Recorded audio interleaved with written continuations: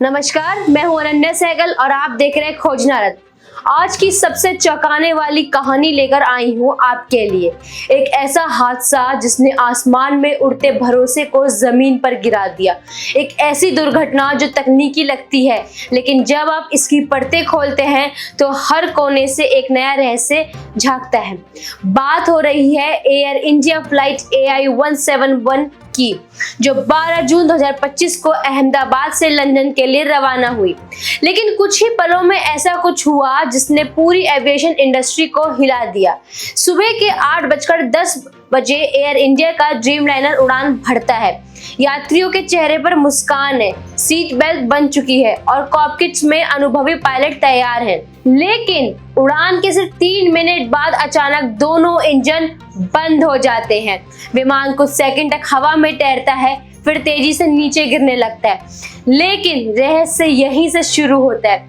DGCA की प्रारंभिक report में लिखा गया, fuel control switches unintentionally moves from run to cut off, यानी दोनों इंजन के फ्यूल सप्लाई स्विच अचानक बंद हो गए।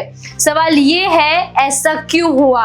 ये स्विच आमतौर पर लॉक रहते हैं, उन्हें गलती से मूव करना लगभग असंभव होता है।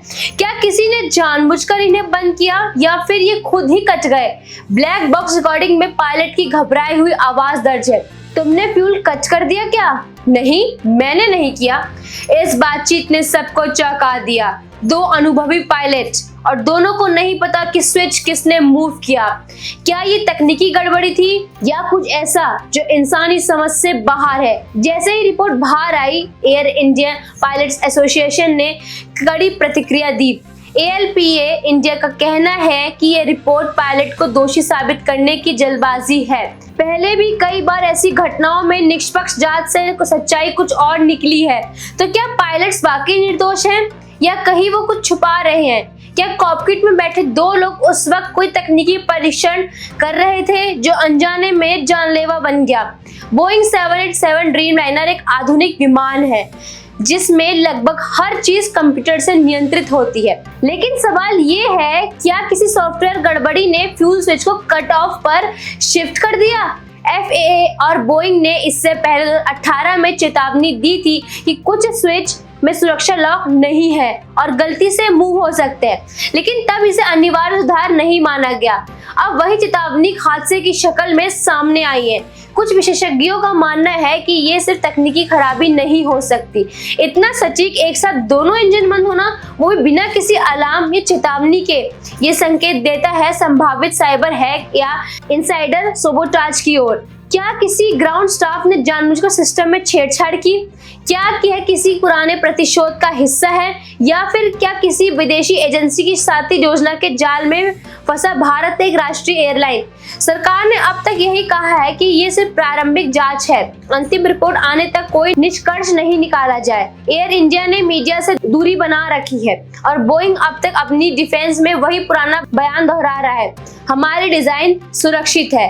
लेकिन खोजना रथ पूछता है, अगर डिजाइन सुरक्षित थी तो स्विच मूव कैसे हुए? आज भी ये सवाल अनुत्तरित है। क्या ये पायलट की चूक थी?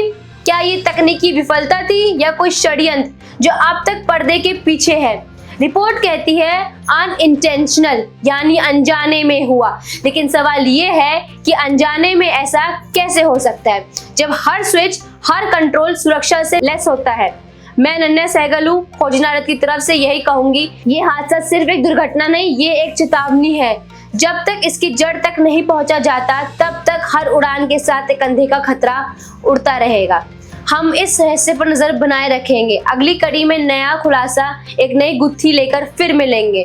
तब तक सवाल पूछते रहिए, क्योंकि खोज वही होती है जहां कोई जवाब देने से डरता है।